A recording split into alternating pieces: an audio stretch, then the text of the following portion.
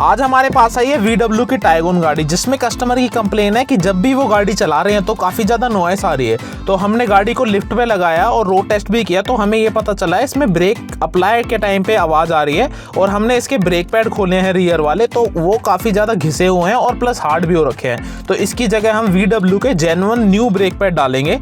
और brake pad क्यों डालने चाहिए क्यों नहीं, इस टाइप की वीडियो देखने के लिए आप हमारा चैनल सब्सक्राइब कर लीजिए। फिर हमने इसके बाद जो न्यू ब्रेक पैड है उसकी फिटिंग स्टार्ट कर दी है। जैसे कि आप देख सकते हो, रियर के ब्रेक पैड एक साइड के हमने लगा दिए हैं। इसके बाद हम दूसरी साइड के भी ब्रेक पैड लगाएंगे। जैसे कि आप देख सकते हो, ये पुराना वाला ब्रेक पैड बिल्कुल पूरा घिस चुका था, जिसकी वजह से ये प्रॉब्लम आ रही थी। वो प्रॉब्लम सॉल्व हो जाएगी अब ब्रेक पैड डालने के बाद। हमने ब्रेक पैड डाले, गाड़ी का रोड टेस्ट किया, गाड़ी में सब कुछ ओके रहा है। उसके बाद हमने गाड़ी हैंड ओवर कर दी कस्टमर को, उन्होंने भी चला के देखी, गाड़ी में सब कुछ ओके रहा है।